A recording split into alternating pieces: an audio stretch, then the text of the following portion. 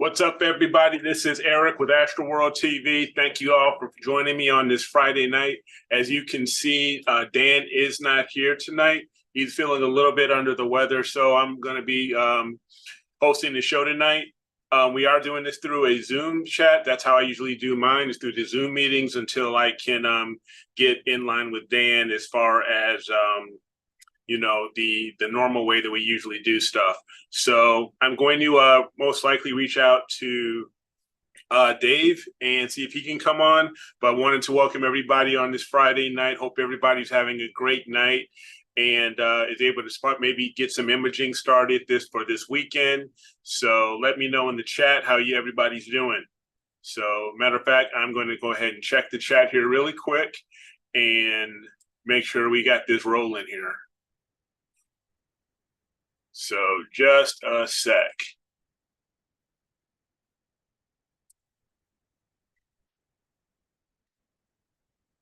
Hey, Jackie. Yep, you are first. So welcome, welcome, welcome. Hope you're having a great Friday.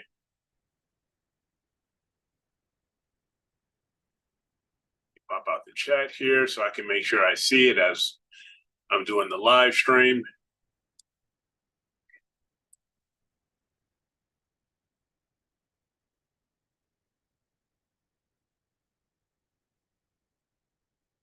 But we're gonna see if we got more people that are gonna hop in.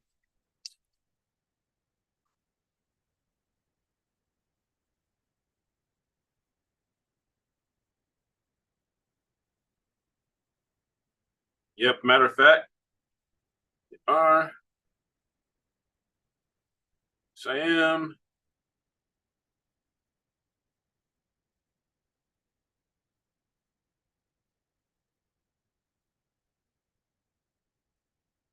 On my own.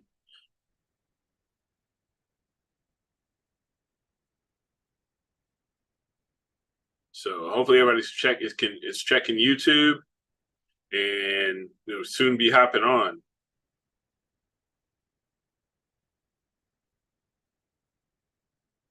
All right.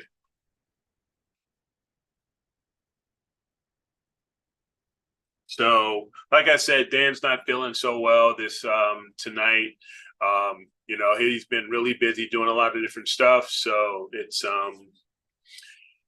just things if just catch up with you. So we're gonna see whoever people coming on and catching up with everybody. So absolutely, yeah. So there's Dan, there's Tom. Yep, I'm rolling solo. Actually, I'm going to see if I can get a hold of Dave, and hopefully when he comes on, then I can share with him the stream, and then he can hop on.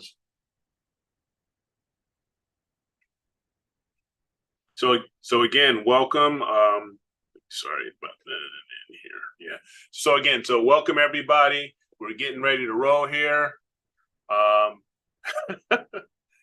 Norm, what's up? What's up? Hopefully, you guys have been catching up with a lot of other of our fellow astrophotographers' YouTube channels, such as Luca Matico, Queeve the Lazy Geek, and Astro Backyard, of course. And they've been putting out some pretty good content, a lot of good stuff right now. And we've talked about the SETI Astro scripts that have been coming out recently. I believe he's even come out with a new one. So absolutely, I love doing this, guys. We've been doing this for 5 years, and even when Dan's not here, I'm going to do my best to do a stream, even if it's for a half hour, even if it's for 2 hours, whatever we need to do to let you guys know that we care about you as much as you guys care about us, and we do appreciate that. I'm going to do it. So that being said, don't forget as you hop in, don't forget to give it a thumbs up. We really appreciate that. Even though if Dan's not here tonight, I would really appreciate that as well, because that lets YouTube know what we're doing here. We're really trying to, get these live shows out, let people know what's going on, even if with the recordings over the weekends, because we do notice that there's an uptick of participation as far as the views on the replay, so we do appreciate that. And if you do watch this on a replay, don't forget to give us a thumbs up and let us know how we're doing. If you have any thoughts, if there's things that you would like to see us do as far as demos, critiques, whatever that may be, let us know. Leave a comment. We would really appreciate that, and for that feedback, and we can definitely see what we can do, or I can even do tonight.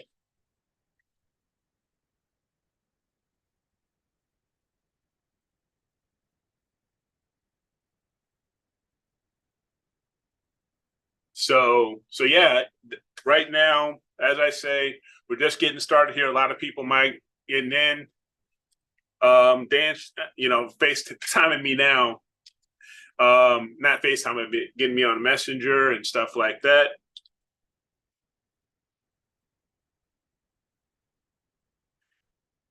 So I'm letting him know that I'm trying to get a hold of Dave if there's a way.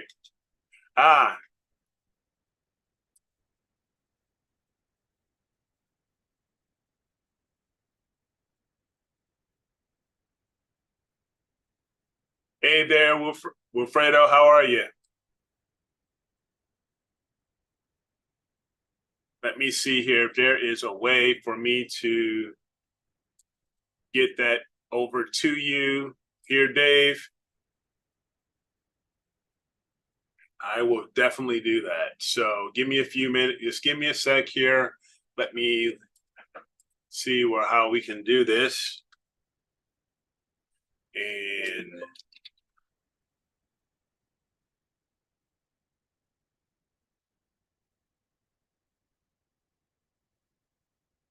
we will make it happen.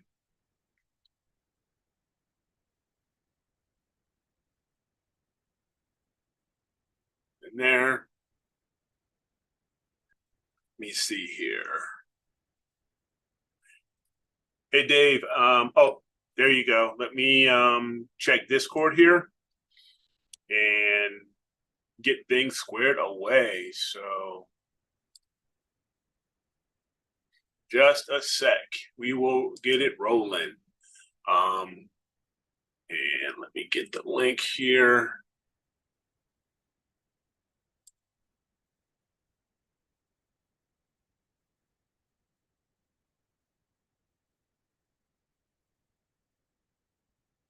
So just a sec here, Dave. I'm speaking to you right now.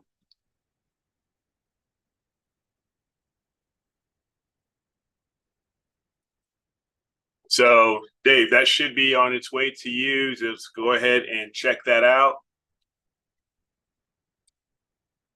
And we'll get Dave on here. We'll get a conversation going here for this Friday. Talking about, as I say, Friday night, it's newbie night, it's novice night, and we're going to talk about this. So, yep, there he is, coming on in.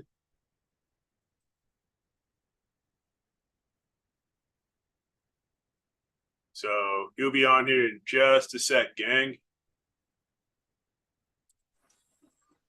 There he is. Can't hear you.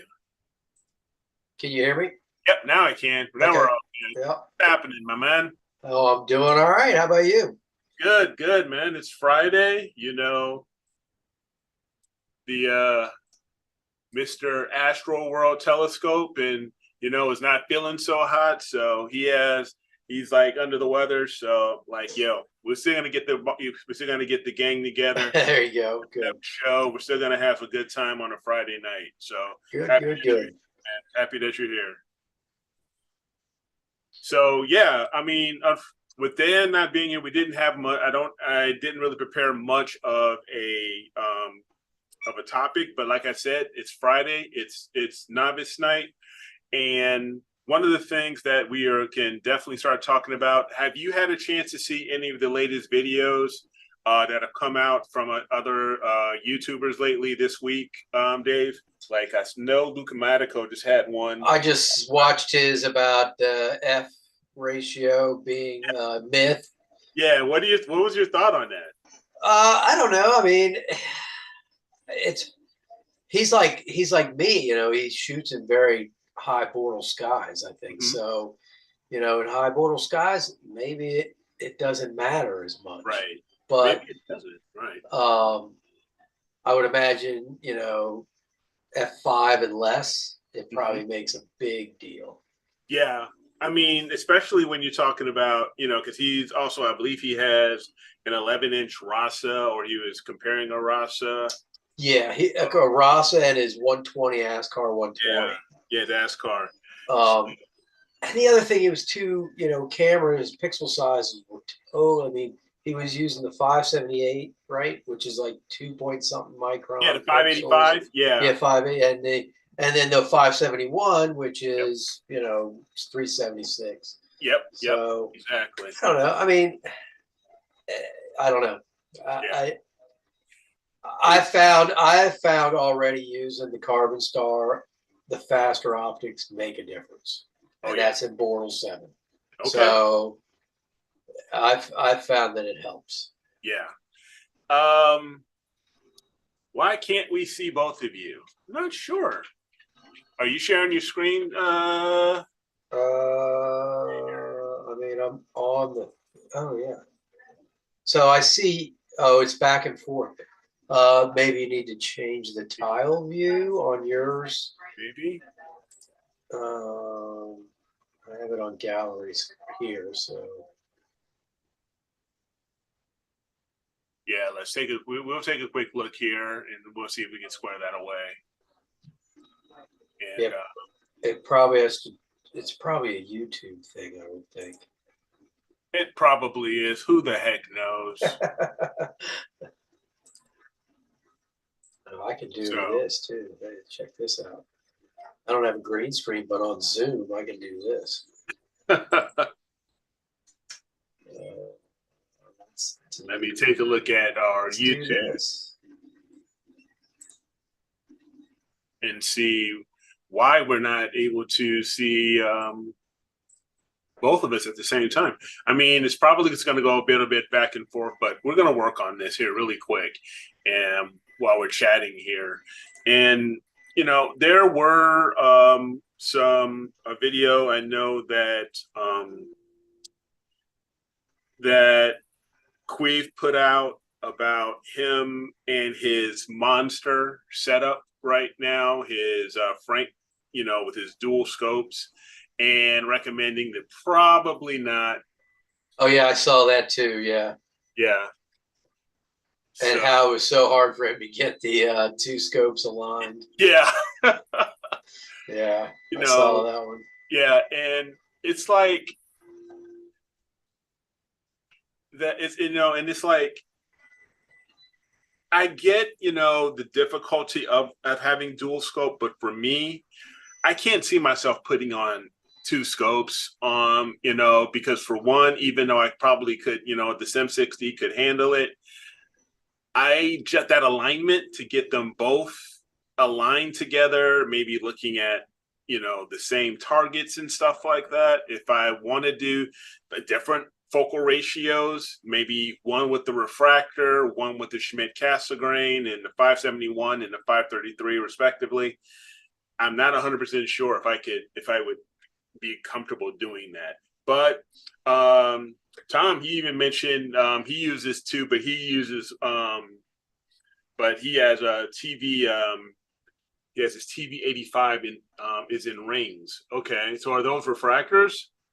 So is the Teleview 85? I'm assuming TV85. That's a Teleview.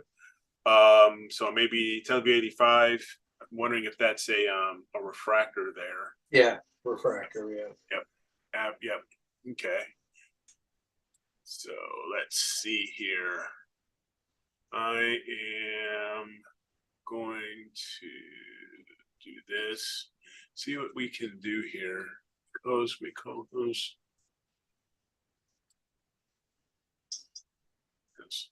Maybe that might help. I don't know. What if you did like share screen on the YouTube and put the Zoom in the YouTube? That yeah, would show us both. Yeah, I mean, will it? I think if you put share, can you share screen on YouTube? I don't know if I can share screen on YouTube. Oh, okay. But Yeah. Can we start over? I had a phone call. You know what I'm saying? Can we start over? I don't know about starting over, but getting started is what we talk about a lot, especially on these Fridays. And from what I'm also hearing from the grapevine, I just got an email. Now we're coming into the 4th of July, week, and sometimes you have the quote unquote Christmas in July type sales or whatever. Sometimes, I know Gina Astro is sent me an email that William Optics, there's some sales going on right now, or some sales coming up with William Optics. They've got one where they're selling like their Red Cat 71 and some others like 5% off, 10% off. I'm not sure. I think it's 5.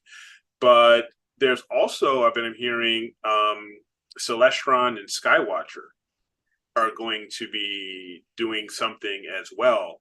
Not 100% sure what that's going to be. It may be, and it may be a lot of their visual stuff, especially with Celestron. It could be the Nextars, like the Nextar 8SC. So if you're into visual, but you're watching this, definitely that's a great scope to do visual with. Yeah, I've been getting emails from Explore Scientific. They're doing flash sales and stuff like that. Yeah. So it's just that time where in the summer where you can start doing this type of stuff. And I've been working myself on my Crescent Nebula, and every once in a while, I came across some issues. It looks like it ran fine this past, Wednesday, but then we've been having some rolling storms coming through. So every once in a while, my, things get knocked out in the observatory and stuff like that.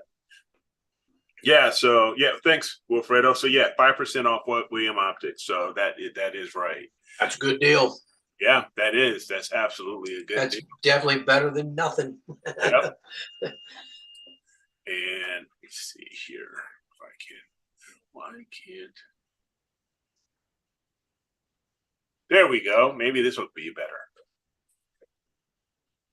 Doing it like this, because now I think I have the side by side. So let me just take a quick look at YouTube, and then I think I can confirm that. On a major delay. Yeah. Oh, there you go. Perfect. There we are. Yeah. You got it. I figured it out. You the man. Hey, it's all good. Norm, Dave, loan me some money so I can use that 5% discount. Come on, Norm. You got the money. Man. So yeah, there's going to be some Skywatcher sales coming. You got Explore Scientific. So now is another good time to get into, astronomy and astrophotography. And this is probably also a good time to really talk about, with these sales and getting, and having maybe an opportunity to save a little bit of money, what certain things if you want to get into astrophotography, what are certain things you want to, look into? And we talk about this a lot. Yeah. And sometimes it may be ad nauseum, but if you are new to this hobby or this, what I call a lifestyle, these are things that are going to save you a lot of time, a lot of headache, and possibly even quite a bit of money, pending on what you do. So you can definitely get started with astrophotography a lot of times with things that you already have, with a DSLR, and you can with a really, really good lens, such as a non-135. Yeah. Or a 55 or a nice 55 millimeter, even with the Samyang 24 millimeter, you can, or 18 millimeter, you can do Milky Way and nightscape shots. All you really then need to do is, if you're using that DSLR, is perhaps get a star tracker, like a move, shoot, move, or a Star Adventurer. Yeah. You know, those types. And they're relatively affordable. They are. Yeah, absolutely. And you can get that and put that onto your existing DSLR tripod. You know, those will go around to those tripod mount, you know, onto your tripod. You may need to get maybe a Z angle mount or maybe a ball mount that maybe sometimes come with them. It just depends. And away you go. You don't really. And that's what, especially away you go. I mean, you talk about portability. You can go anywhere with something like that. You know, if you live in the city or something like that, drive an hour, you can put that in the trunk, drive an hour, and you're in clear blue, perfect skies. Exactly. And then you can get some really, really great nightscape. Be like the next Adrian Brody, right? Get some really great, you know, Milky Way and stuff like that. But we do have a question here from Tom. Here's a question. Just got the version 3 of the Red Cat 51. Using it on my Little Star Adventurer GTI with an ASI Air and my old Canon 60DA. Okay, that's an astrophotography camera, DSLR camera, which usually has the filter removed so you can image in HA stuff. That's the one I have. Okay, probably going to get a dedicated cool cam for it. I like the wide field. I mean, the Red Cats are very, very popular. You know, they are very popular for their portability, you know, and ease of use. You can even, as you get more into astrophotography, there are kits now where you can add the EAF, the ZWO EAF, and they have little, like sometimes certain kits that are 3D printed that you can mount a focuser like the ZWO EAF to it, and you can utilize an ASI Air for your computer to do guiding and your plate solving and everything, and it can manage that camera and the focus and all that, and you can So he's basically asking if you should have should look at the 585 or the 2600. So the 585 is a smaller sensor. It is a much smaller. So if you like the wide field, the 2600 is going to give you a wider field. Plus, look at the specs. I mean, the 2600 is 16-bit, and it's got huge dynamic range. Does the 585 meet those criteria? Right. I don't think the 585 is 16-bit, is it? Let me take. It's only 14, I think. Yeah, let me double check that. I think you are right. I believe it is just 14-bit. Right. Which that's a big deal. I mean, those shades of gray between 14 and 16-bit make a big difference. So it is, small sensor. And this is 12-bit actually. Oh, you see, 12-bit. So or so. Yeah. So the 2600 is the one way to go. Yeah. Absolutely. I think that would be a very, especially for a Red Cat. It can take a full frame. You can put a full frame on a Red Cat, can't you? Yeah, you can. Yeah, I mean, yes, you can. Yeah. Yep. Now this does have additional technology because it's still very sensitive, and it does give some dynamic range, a very good dynamic range. It's wide. But yeah, I would say the 571, as in, the 571 sensor and a 2600 would be a really, really. Norm says 6200, baby. Now the 585 doesn't have amp glow. That's just like the 6200. Correct. Yeah, and the 533. Yeah. And I'm looking here at some of the specs here. So the well depth. If I'm looking at the well depth, it's 40,000. So the 2600 is 55. 55. So it's still not far off from the 2600. That's still a fairly good well depth. so you won't be overexposing necessarily. So I mean, but I do agree with you. I mean, the read noise is very low. I mean, 0.7 electrons. So low read noise quality, you know, you've got quantum efficiency at 91%. The big thing, you know, with the 585s that make them so popular is they're inexpensive. Yeah. Oh yeah. That's the biggest thing. I mean, you're talking $600 for the 585. Well, It's a I think, color. but I think the big difference is that, you know, 16-bit opposed to 12-bit. Yeah. That's the price difference right there. That dynamic range that you're going to be able to get with the 16 versus a 12, absolutely. That's the price difference. And Yep. but he says he likes the wide field, so you know, Mhm. if you the APS-C side is going to be a much wider field, and if Yes. you really want to go crazy, you get the full frame 62. Yeah, What's the 6200. sensor in the 6200? That's Let me take a look at that here. yeah. What's the sensor in that? 6200 sensor. Because I would recommend looking elsewhere than ZWO, but that's just me. Yeah, I was going to look at the And, sensor. I mean, if you're gonna look, if you're using it with an ASI Air, then you gotta buy Z. Yeah.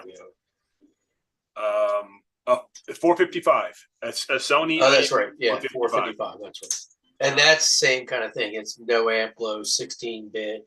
That's a great sensor too. Yeah. So no. So Tom. Yeah.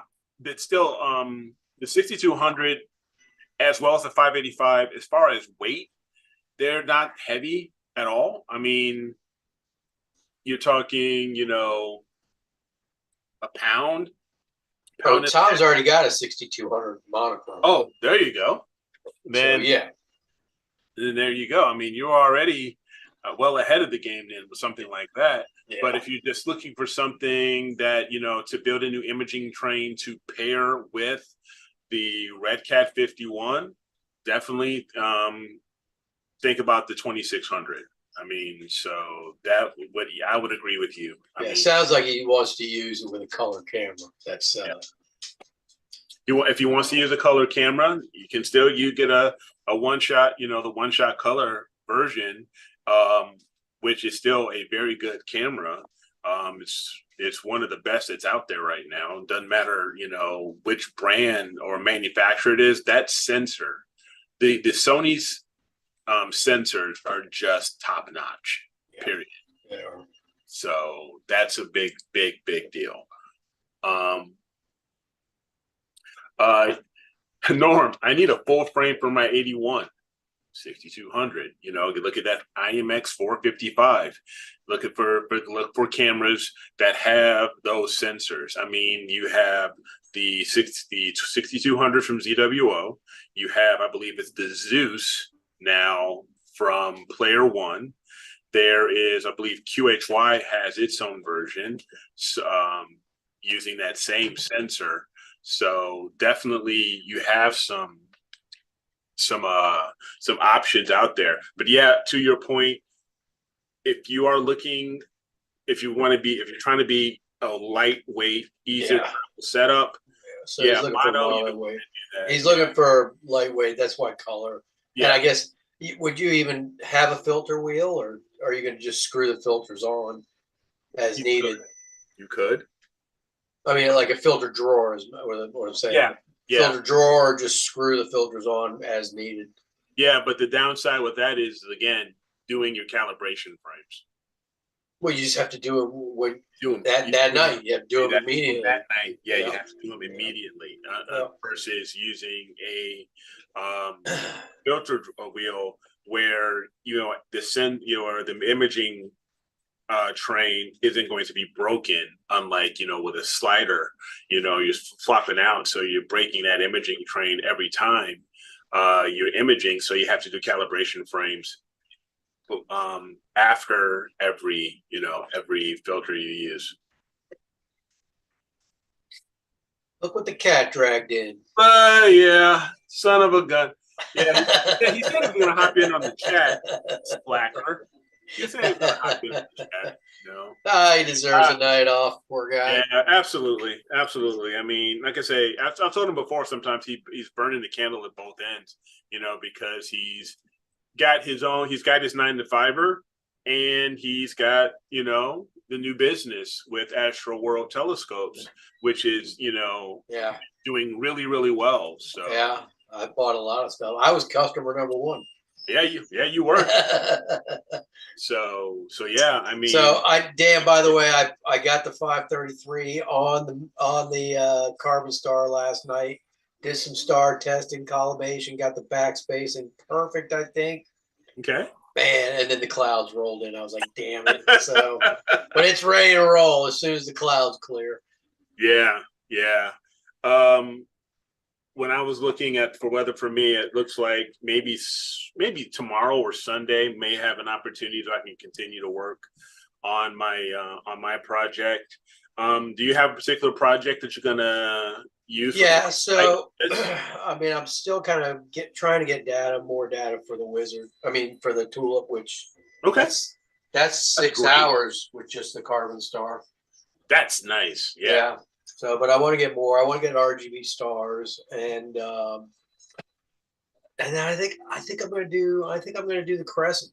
I was Okay. looking at the field of view with that telescope and the crescent, and man, it is real It is big, right in right the middle of there. it. I was like, Exactly. wow, that's gonna look really cool. So Exactly. So, I want to try that. because if I can, let me just double check something here really quick, and I will give you guys. It was weird, however, taking subframe or taking pictures last night, doing my collimation and making Mhm. sure everything was groovy, and seeing that square little box and Nina, I'm like going, that's just weird. So, but it is what it is. I think I'm gonna enjoy it. Yeah, you will. Absolutely, you will. Let me take a look. See here. I'm gonna see if I can. Yeah. So this is a fairly decent light here that I'll share. Let me go here to the screen. So, and this is with the 533. So if we share screen.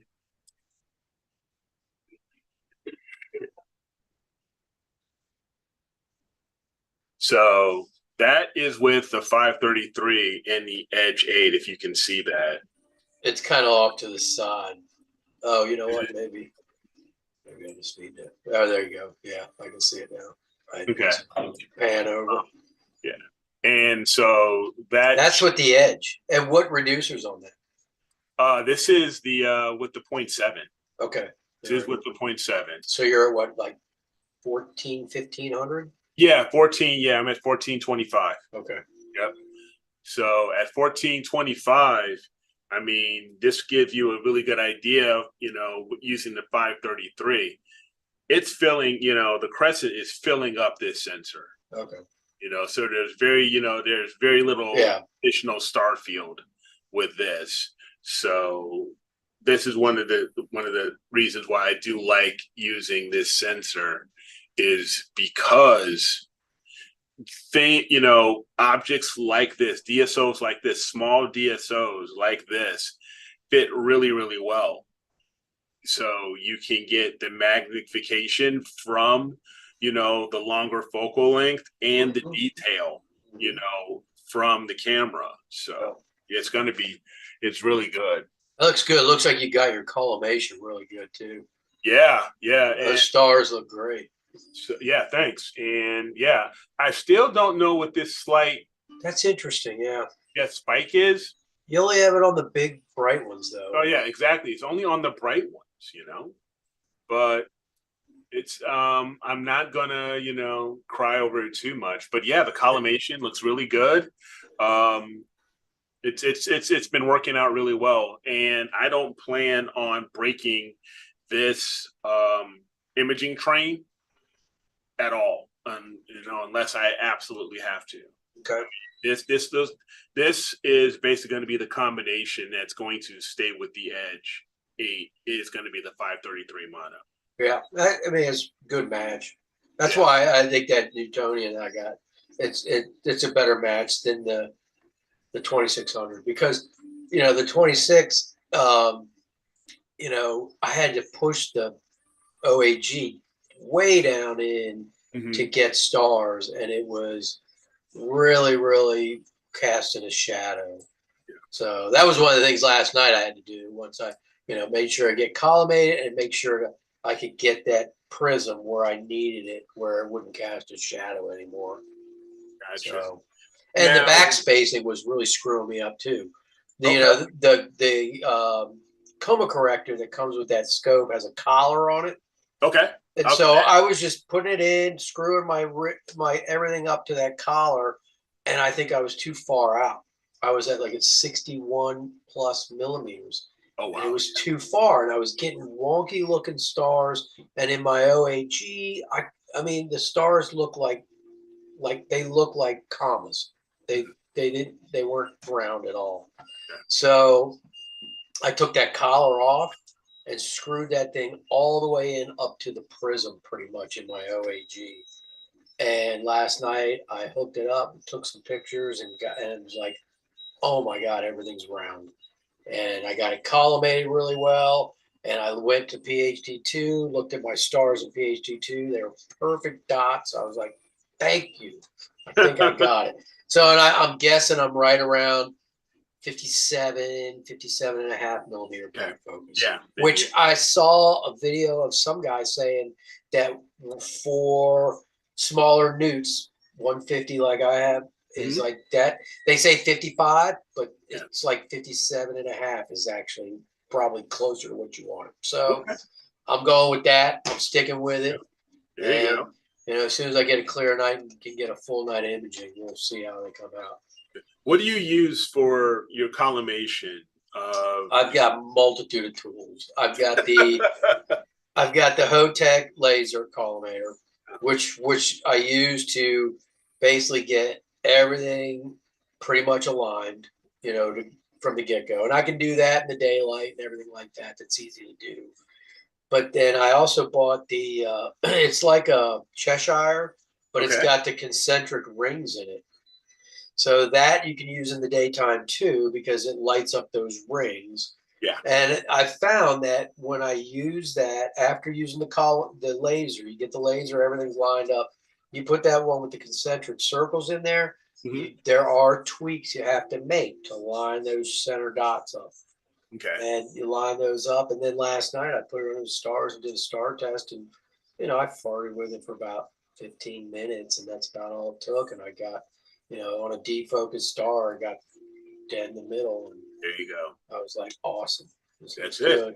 And then I went to Vega and, focused it. And man, it looked beautiful. And, I put the mask on the primary. So I don't get the things from the clips now. All the dispersion was equal all the way around the stars and beautiful spikes out to either, four sides.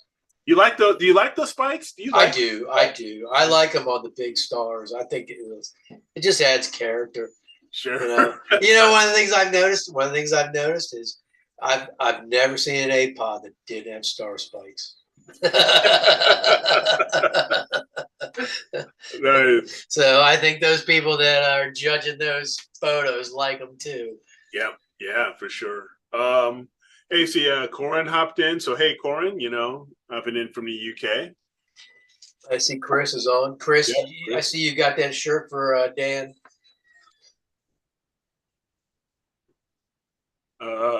There was a shirt they were talking about on Discord. It was funny.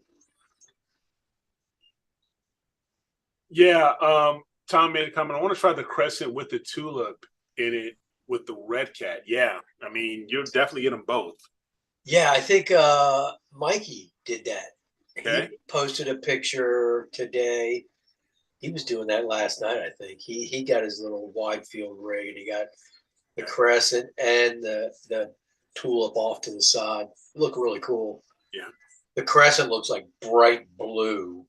And then the tulips off the side looking kind of orange and look really nice. Yeah. So let's see. Just a heads up. We don't have an image of the week announcement because we made it on Wednesday because we only had one contestant. So again, congratulations to Jackie, Yeah. and on her image of the week. Yeah, she does really good solar. Her solar stuff is good. With that lump, oh yeah, absolutely. And I will bring that back up here too. Yeah, she did some during the eclipse, and her eclipse photos were really good too. Yeah. So, just a reminder for everybody who is watching: don't. I have a saying that I've been following, or a mantra you want to say, for years, and it's nothing beats a failure but a try, right? And it's derived off of a saying also that Alexander the Great said, that nothing is impossible if basically when you try. It is not a failure. Nothing is a failure if you try. So if you have some, and we've seen some great critique, images that have been in the critique folder and everything, that I think really should be entered into the image of the weeks and stuff like that. So most likely after the show tonight, I am going to work on setting up the novice as well as the more advanced. So I'll create two separate folders for the entries for next week's, which is the 1st of July's, our first image of the week of July. So if you go here to our website, and I'll share that here. So don't forget, if you go to astroworldweb.com and you go to images and image of the week, of the image of the week contest, here is where you're going to go to enter in your, for your image. And this is if you're new and a novice, you feel that, your skills are improving, or to a point where you've got an image that you are really, you're proud of, put it in, put it into that novice folder that I'll create. And you could still be a winner of a gift certificate at the end of the year if you are one of those finalists for image of the year, one of those 3 finalists, to get a gift certificate from AstroWorld telescopes and get, put something towards some new gear. But here is this week's image of the week, and this is incorrect. It should say the 28th. I don't know why. I just missed that. But congrats, to Jackie on her Lunt, HA solar image. So this is a fantastic image, and so congratulations again to her. And she will be part of the image of the month. So she has a chance to move forward, to win image of the month. And then she can be one of those 12 astrophotographers whose image is up for one of these 3 gift certificates. So it's awesome. Great picture. It is. So don't forget, everybody, to go to astroworldweb.com/IOTW to enter. So Jackie, your last name is Donaldson. So I work at a garage in Arlington, and behind our garage is a historical cemetery. There may be some of your ancient relatives buried there, because there are the Donaldsons there. Oh, okay. Ancestors and stuff like that? I don't know. I don't know if she had any ancestors that grew up in Arlington. Okay. Well, she says she's in Baltimore, so I know she's close to me, but it's funny because it's like the old Ball Cemetery. So near me in Arlington, there's a place called Ballston, and it's like the Ball family. But then there's also the Donaldson family, and just down the road is Donaldson's Run and stuff like that. There's sections of Arlington, Virginia. Okay. That's where you're in? You're in Virginia? I'm in Springfield, Virginia, but I work in Arlington, Virginia, Gotcha. which is literally right across the street, right across the river from the S show. Oh, right across the Oh, her great grandpa died there, so maybe. I'll Never bet know. he might be in that cemetery. What's his name? I'll go look. There's a big plaque with all the names of people that are buried there. Okay.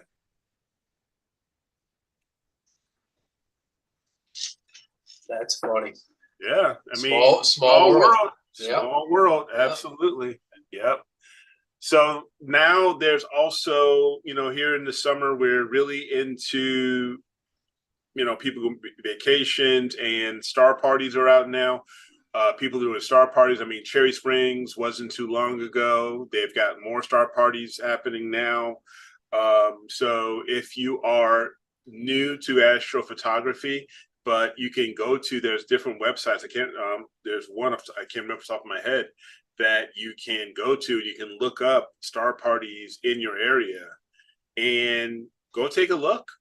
Take a look at, swing by some of these star parties that may be in your area and get a chance to meet fellow astro photographers or visual astronomers and have a chat with them, get to know people, because this is one of the most welcoming communities that I've ever been a part of. I just saw something popped up on my Facebook feed about one down in Virginia Beach where they're doing a thing on the boardwalk at Virginia Beach that they're setting up telescopes and everything and inviting the public to come and, visual, it seems like it's more of a visual thing, but Okay. I would imagine there are probably going to be people set up because, granted, Virginia Beach is probably pretty light polluted, but if you're pointing out over the ocean, it's probably not too bad. Yeah.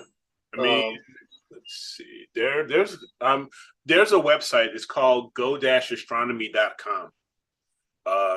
And they have a list of the 2024 star parties here, and there's quite a few that are happening. I mean, there is the Almost Heaven Star Party. That's in West Virginia, so that's not too far from your, neck of the woods. Just another state over. And that is on August. And then there's one that already just passed. That was the Golden State Star Party, so in California. We've got the Grand Basin Festival. That's in Nevada. What's the one up near you? You have one up near you. Yeah, there is. Let me take a look here. So it's just north of you. You were going to go last year, but the Bootleg. Oh yeah, that's right. Yeah, the Bootleg.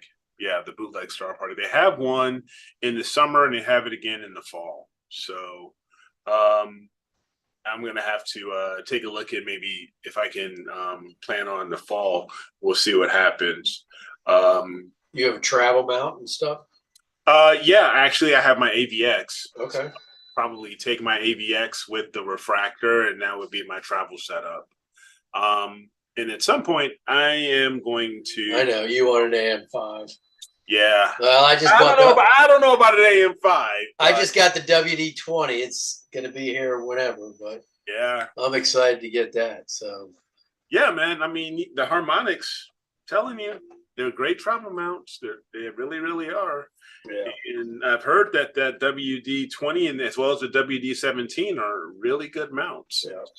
So I've got a tripod that I can put it on. So I've got an old Meade LX85 mount. And I figure, I've got a stepson who's good with CNC machines. Okay. I figure he's going to make me an adapter that'll fit right on that for it. There you go. nice sturdy tripod. If that's the heaviest thing I got to lug, that's easy.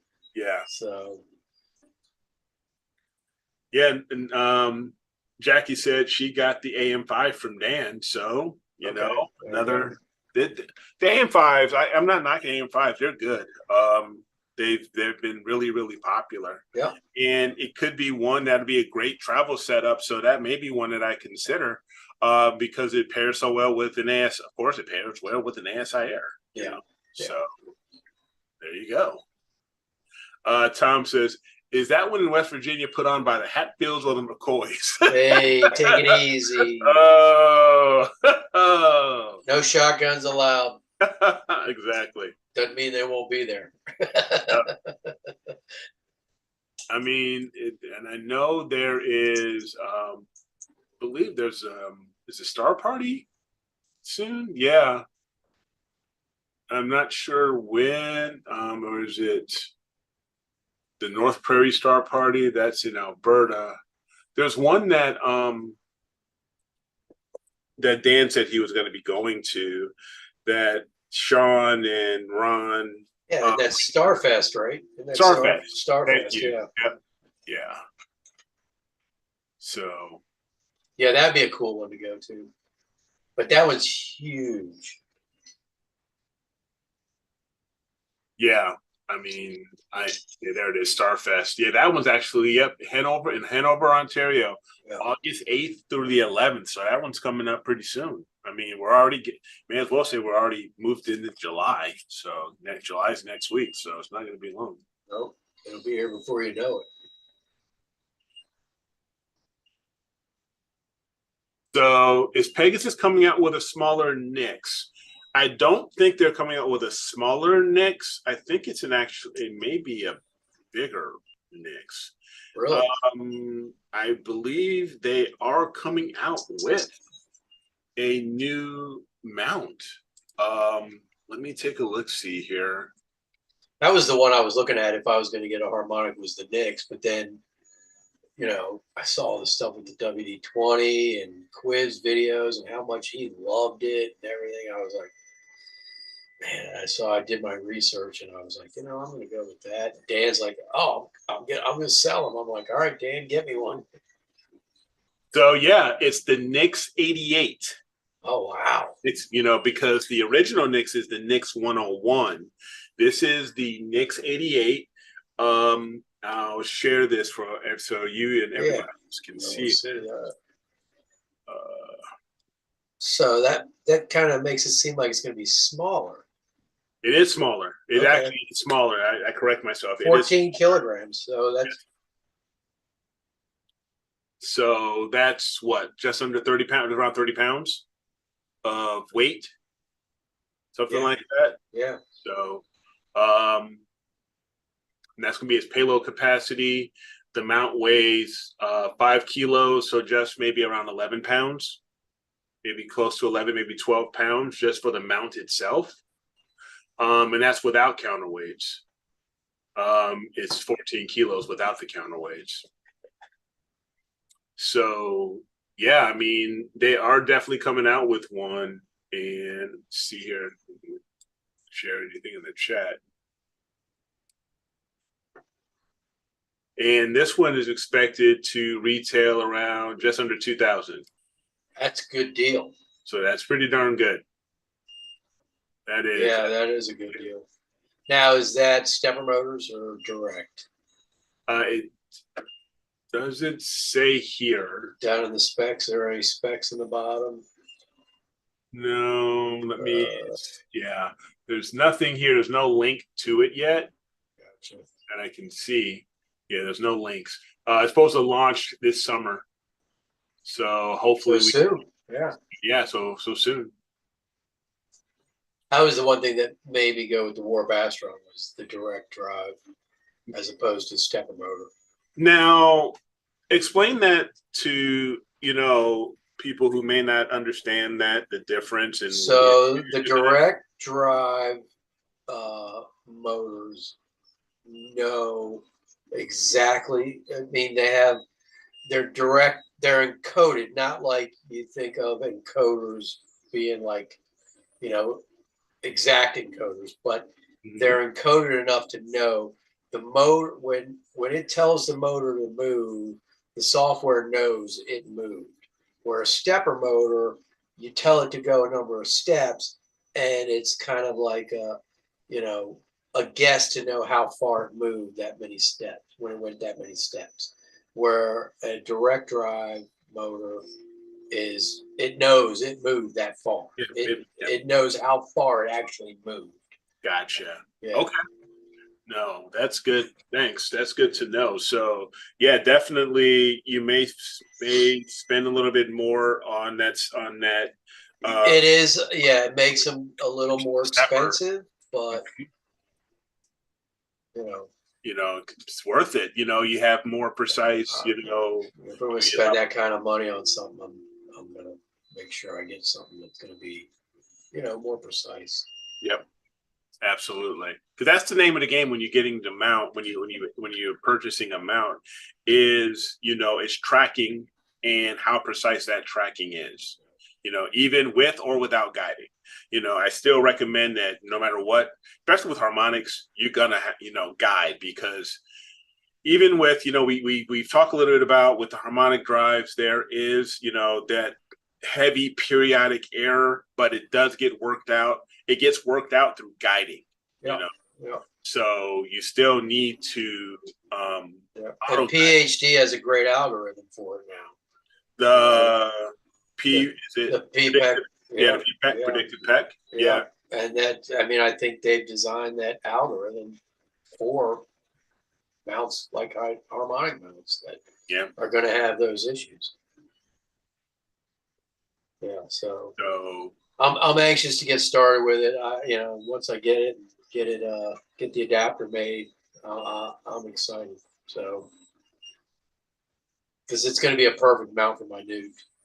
Because that was the one thing with that nuke, was balancing that on the EQ6 was a little crazy, because everything's so front heavy with the camera and everything up front, and the back end just there was no weight. So I had to literally put a long dovetail and put my eagle as far back as I could to mhm. get it to weight out, so where the RA would be balanced. I mean the deck would be balanced. The RA is easy to balance with the counterweights on the EQ6, but the deck would not balance out until I brought more weight to the rear. Because I mean, I've got the camera, filter wheel, and everything, and the OAG all on the front. So it just loaded up the front. They've got I got an email, speaking of mounts, an email of a raffle from JTW mounts. They're the manufacturers of the Trident mounts. Have you ever heard of those? I have, yeah. Yeah. I have.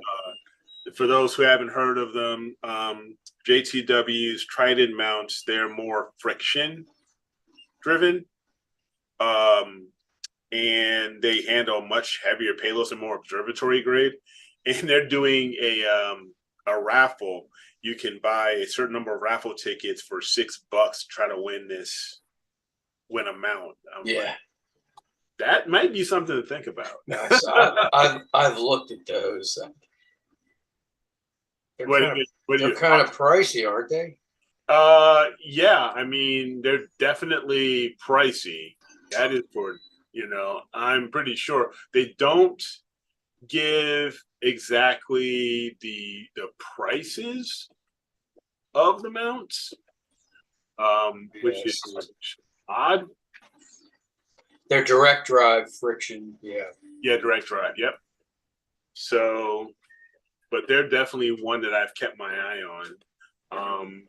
They have some out of no one is a I don't believe they have any US. No, they do not have any US distributors. The only North America distributor is in Canada, in Quebec. Um, Astronomy Plus,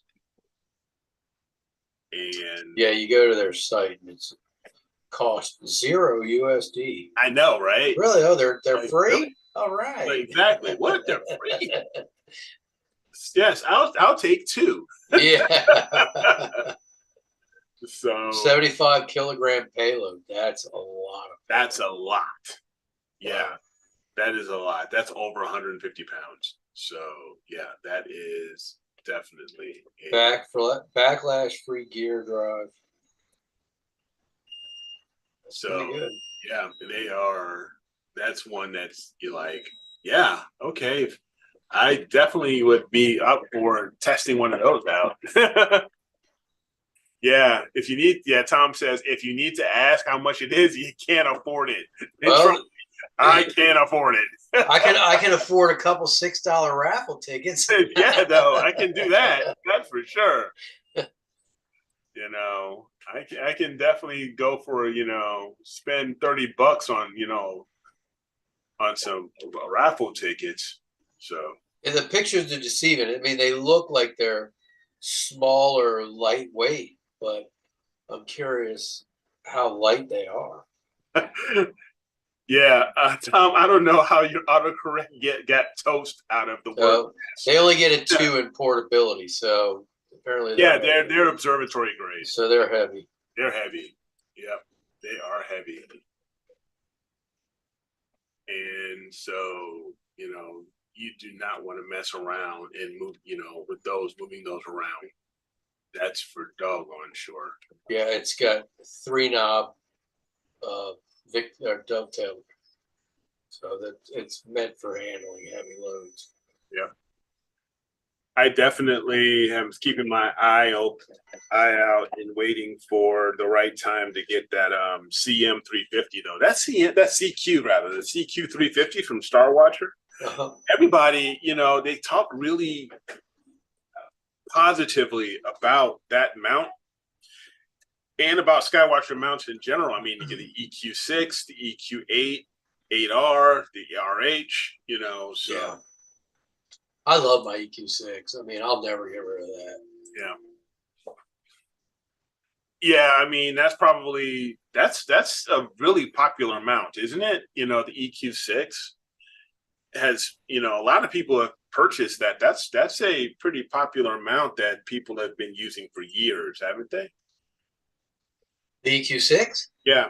Oh God, it's been around for a while. I mean, first it was the EQ5, and then they beefed it up to the EQ6R, and I mean, I love it. I mean, when I first got into the hobby, I bought that LX85, and it was it was competent, did okay, but the software, was just, because Mead was having issues, and the support wasn't there.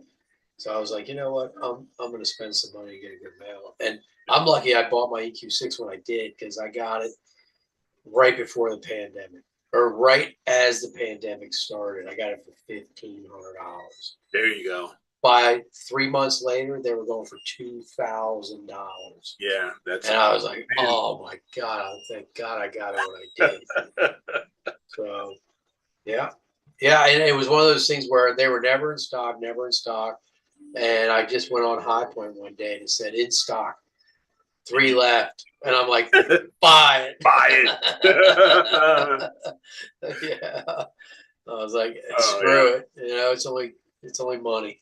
Yeah, you can't take it with you. You gotta enjoy it while you can, because you can't take it with you. Corin is asking, how's my back doing? My back is actually doing really well. Thank you for asking. I've just finished my 2nd week of physical therapy. I've got the rest of, I've got next month, and that's it.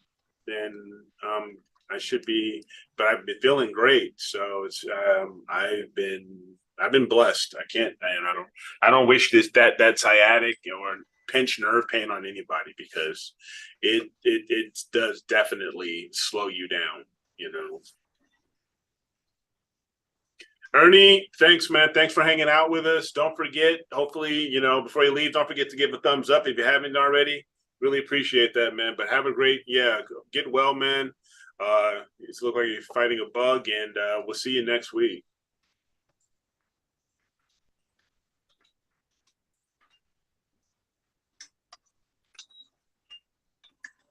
So yeah, I mean, they're with I just lost my train of thought. I hate when I do that. I hate it when I lose my train of thought on stuff. But that train always. Yeah, I think I need to start taking some Prevagen. I can say somebody needed to take some yesterday, but I'm not going to go there.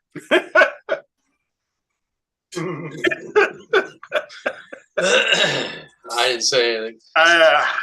Yeah. This is the independent talking here. I'm not a political party. Good. It doesn't pay to be. It doesn't. Well, actually, I shouldn't say, because it does pay, actually, if you are sometimes. Yeah. The key is to be not paid to be involved. Yeah. Yeah. Yeah. I try not to. I try to keep out of that type of stuff and then make a decision, you know. I'll say it's like a job interview. But I know I shouldn't be saying this, but and for me personally, this is just me personally, there should be a limit as far as when you get to a certain age, and I'm not trying to sound ageist or anything like that. I get what you're saying. I think there needs to be a certain point, maybe 70, 72, you know, because you say you can't run for president unless you're older than, you have to be like, what, 35 or something like that? 35, yeah. You know, that's right. to even run for president. So if you're going to put an age on when you can run as a candidate, why can't you put an age on when you can't? Well, that should apply for even every branch of government. Yeah. I mean, because exactly. there are a lot of congressmen and senators that are exactly need to go because they're way too old. And I'm telling you, this also when we talk every branch of government, I'm talking judicial, legislative, and the executive. Exactly. All of them. Exactly. What's up with, because sometimes it's like I have a question of what is up? Why do these people have lifetime, appointments? I don't know, but that's just a little different when you're sitting on the bench, though. It may be, but still. Exactly. All the way around. So anyway, I'm gonna get off that soapbox. Yeah. Never a good thing. It's never a good. Let's get back to astrophotography. Exactly. So now I haven't seen much of what people have been, going after. I have seen one of my other targets that I'm thinking of going after may be the Wizard. And I think that would be a really good capture with the 533 and the Edge 8 again. Yeah, it'll be zoomed way in and do that. At some point, I am going to take off that reducer and just go F10, because every time I go to AstroDoc's Ron's website and he's imaging some of at F11, and the amount of integration time that he documents that he's putting into this is short. Yeah, it's like it's not that bad. He's got an 11 or a 14. He's got a 14. Yeah, he's got a 14 monster. He's got a monster, and he's shooting that at F11, and he's getting some great deep sky images, and he's only doing, and these integrations are only, like a night, like 8 hours, sometimes 10. I don't think I've seen many. I have a challenge for him with that 14. Okay. What would be your challenge? The landing site on the moon. Zoom in on that bad boy. That sucker. Is it really there? Or is it just a movie set? I don't know. We've been there because we put reflectors up there. People bounce lasers off the reflectors apparently. Yeah. All the time. Yeah. So they're there. They've done it. So there's no question of that. But I saw a video one time where they said that's impossible to do from a land-based telescope. I'm like, come on. If you know where to look, I'm sure you could probably resolve it out. Yeah. You probably have to take 50 millisecond exposures because it's so bright. Yeah. But so yeah. besides, I may have some news in the coming weeks. I'm gonna try to keep it, keep mum about it yet, but I'm kind of getting excited, to share some upcoming stuff. But I'll hold off for at least, a couple more weeks. Uh-oh. So yeah. So no. So I want, what? Actually, I'm just gonna. That's it. Eric got permission to buy something. Awesome. It's like, this is sweet. But That's awesome. Can we see his photos? Yeah, you can actually. I'll even share some here. I'll go to his website. It's astrodoc.ca. So let me go there. Oh, some of Ron's? Yeah, some of Ron's. So let me share here. Do this. While I'm changing my background. Okay. So, sorry. Let me try that again. All right, there we go. So if we go to, so here this is Ron's, and he is one of the masters of Pix Insight. He also does individual one-on-one Pix Insight training as well. Him and Sean Nielsen, two great Pix Insight instructors. So definitely look them both up. But let's take a look-see at some, first, maybe we'll go to some galaxies. And let's see here some of the latest ones. Okay, so NGC 6503. Wow. I mean, and we'll click for the full res version. So take a look at that. That's just, yeah. And this is hydrogen alpha, AM, and RGB. So here, if we get to this, like I said, under 12 hours. Yeah. With an Edge 14 at F11. And this is bending at 2x2 with optimum filters. So it gives you what he's done with his lumen, his HA, with his RGB. So, and the 600, that's a full frame camera. Yeah. Yeah.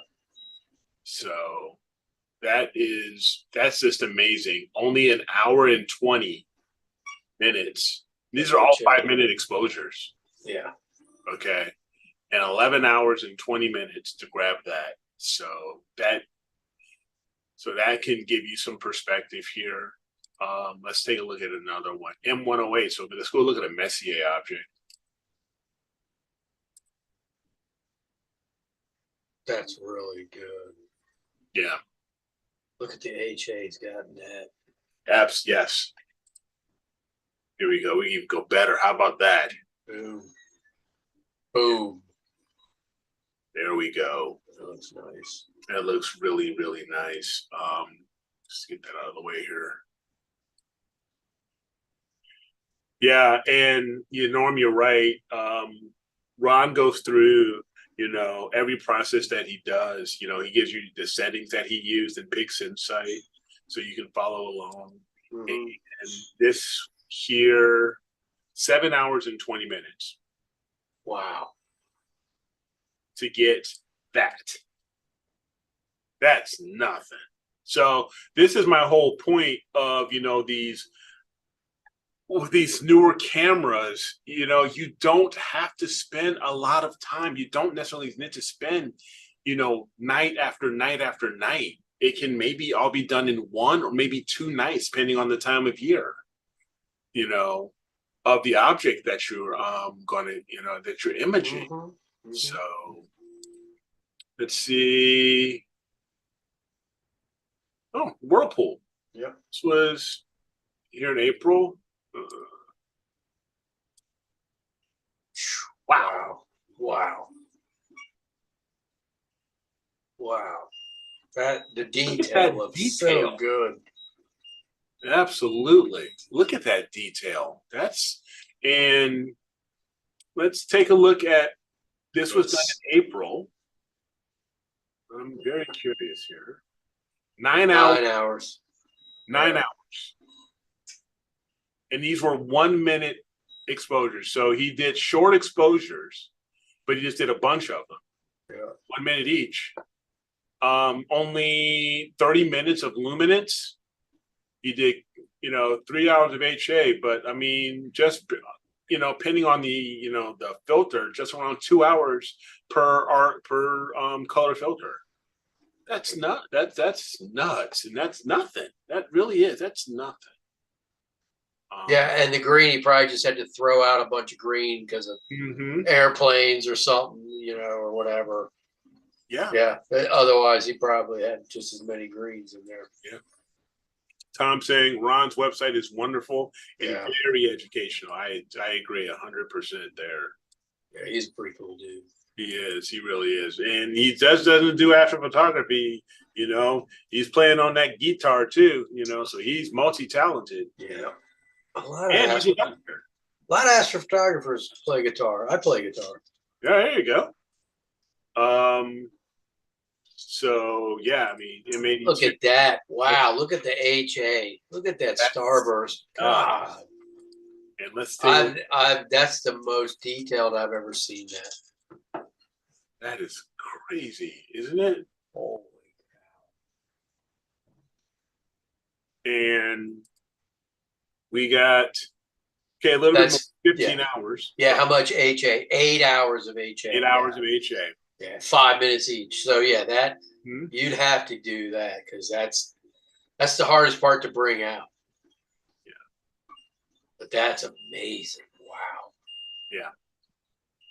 I mean, just look at that shit. Can you imagine, Can you imagine if you could travel through space and reach some of these galaxies? I'd be approaching this one going, yeah, I ain't going there. Yeah, I'd be like, if I was living that place looks planet was on this galaxy, I'd be like, what the heck is going on? I would be like, I don't think I want to go there. Exactly. It's almost like it's like Krypton. Yeah, right. Yeah. Exactly. Yeah, I mean, I agree. The C14, this Edge 14 is fantastic. What he's doing with it. Yeah. Again, let's take a look at some nebulae. Yeah. The owl. Yeah. The owl here.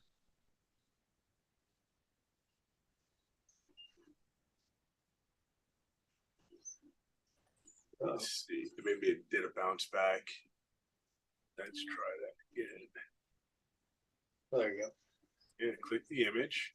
No, I'll have to let Ron know that link's not going. It's got a glitch. Yeah, it's got a glitch. But this, just under 9 hours. That's pretty good. And he was able to pull out that HA around the edge, which is kind of cool. Yeah, and you got the HA, he's got the O3.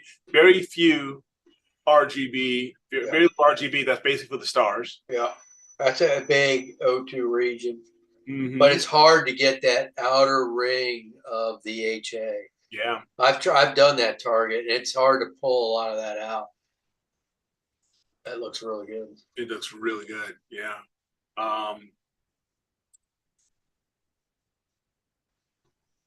Let's see, NGC 4449.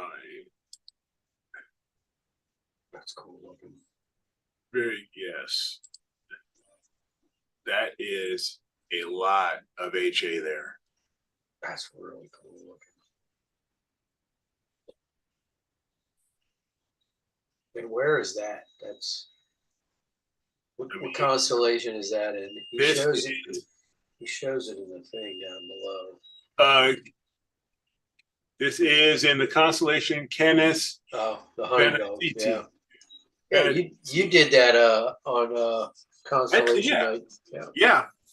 And this 5 hours. 5 hours. Wow. Only 40 minutes of HA. He did more luminance than he did HA on this. Give you an idea. 0.4 arc seconds per pixel. His Bortle skies, I want to say he's in like a Bortle 5. Yeah, I think it's like a 5, 4.5, 5. I think is what Dan said. So So I mean, It's almost like those suburban, area, that 5, trust me, I'd take a 5 any day over what I have here. oh man, absolutely. 4.5, according to what Tom's sharing here. Thanks, Tom. Yeah, that's what I think I said. I heard Yeah. Dan say 4.5. So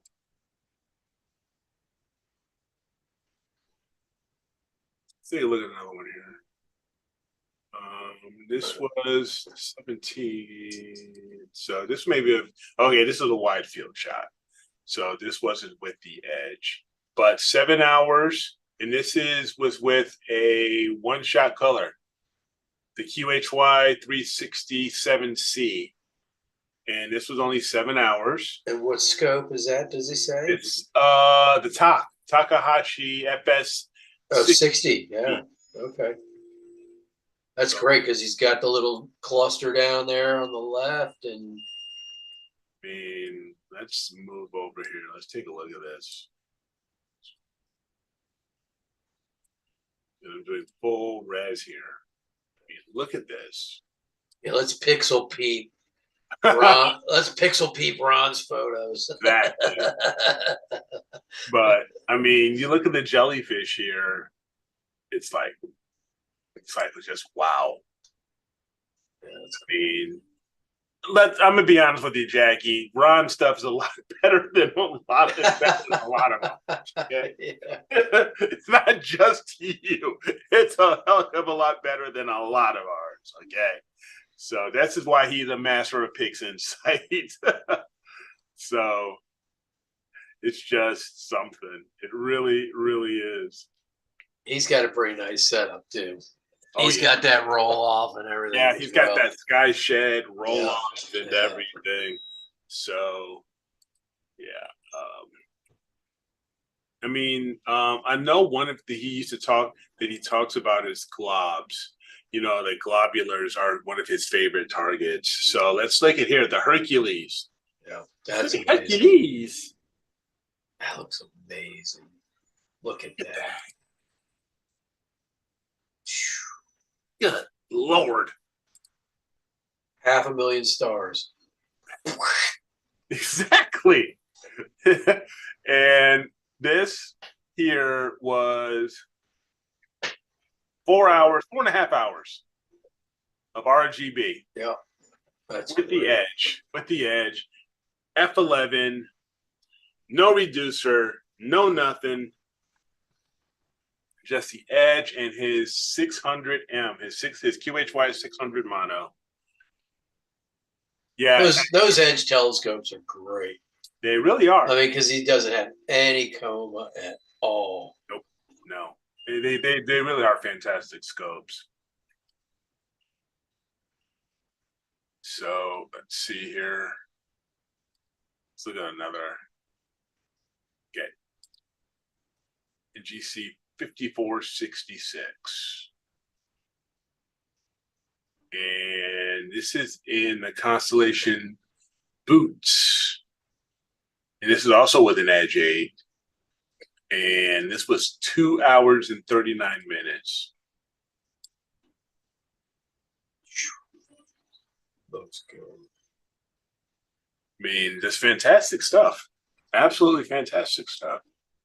I mean, I know he's won an APOD. Excuse me. He's been published quite a few times, in different magazines. So he's authored quite a few articles in different magazines, Sky and Telescope, and I think he may have done one for Astronomy magazine. I know he's done one for S&T, and maybe even more than just one for S&T. But right. Let's take a look at another one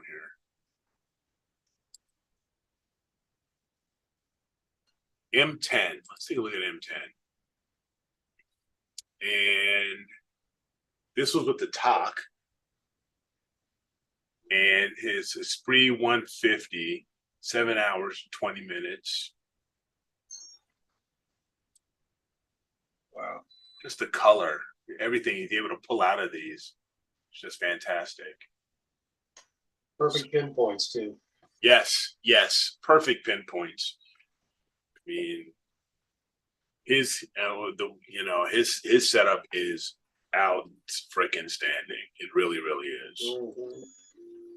So yeah, so definitely go to astrodoc.ca and look up Ron. I mean, definitely, he's out here offering one-on-one tutoring and support. Member of Master the Pix Insight. So definitely go check him out. Check out his website. He's got a lot of techie stuff on here as far as, his processes of what he's done. So I highly recommend you reach out to Ron or catch him on Master the Pix Insight. The classes they do are only $35, and you get a hold, and you have that class and that data that they've shared, like forever, so that's yours to keep. So $35, and they have some great door prizes as well, for you to, when you sign up, and you could win one of those door prizes, whatever they may be. So. Yeah, I think we have a member that won like a set of the Optilon filters from him. Yeah. From them, yeah. Yeah, absolutely worth every penny. Worth every penny. Yeah. Yeah. They're great, and Adam Block. Yeah. Also.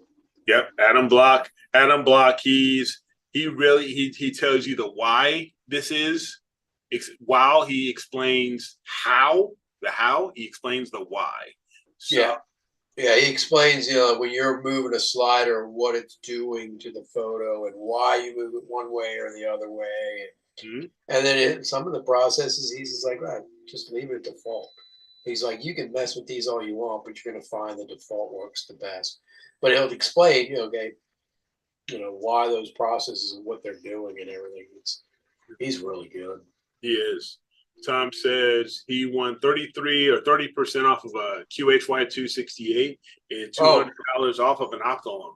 There you go. There you go. Yeah. So hey, going there for $35, per session, and having a chance to win some great, prizes, and great equipment like that, or money towards that. It's absolutely. And learning some great processing skills. Oh, yeah. Tom's very good at processing. Mm-hmm. We've done some collaborations, and Tom's processing is on point. He calls me the data king, and I give him the data, and he pumps it through. Yeah, at some point I'm gonna have to do a collaboration with you guys on something at some point. We'll figure that out. It'll be a lot of fun to do that. Okay, so right now we are at just about 9:30, and to be honest, if you guys see me yawning here, it's been a long day. So it's been a long week for me. It's been a long week, all that stuff. So we're probably gonna cut the stream short by half an hour here. But do me a favor. Do not forget to give us a thumbs up if you like this video, like the chats that we're having and discussions.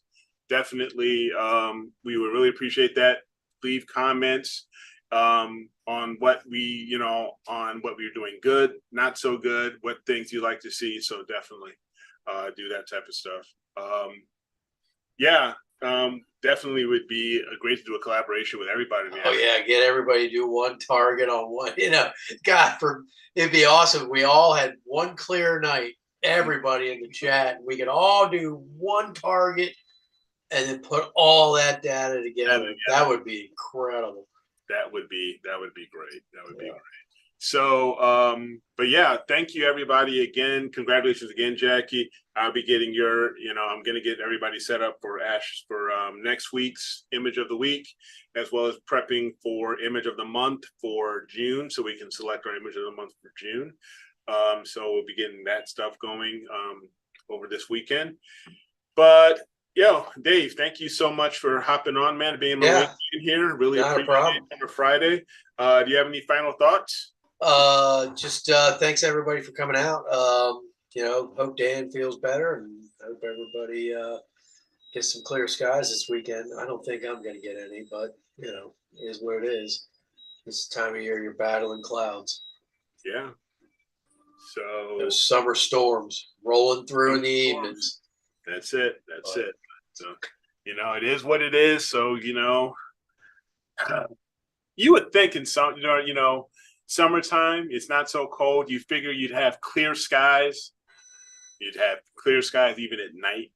No, That's not so much. That's when the precipitation happens. Last night when I was messing with my scope, I cooled that camera, but I was like, I could only cool it to -5. I usually try to get to -10, but it was like, yeah, no, it's too hot. I'll hit -5 and leave it at that. And it was perfect because it cruised at 46% to keep it at -5. So there you go. Yeah, I'm usually at 0. I usually keep mine at 0 during the summer. Yeah, so 0 -5. If I can get -5, I'll do it. But yeah, 0 -5. Yeah, and typically, darks that 5 degrees isn't going to hurt you too bad. So, well, again, thank you so much, for hanging out with me. Really appreciate that, Dan. Hope you're feeling, going to get wet. You're feeling better. Hope you probably getting some rest right now and stuff like that. You're going to have a good weekend.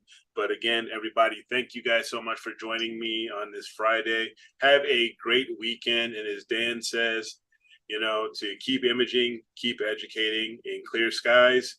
And as I say, quoting Dr. King, only in the darkness can you see the stars. So that's it.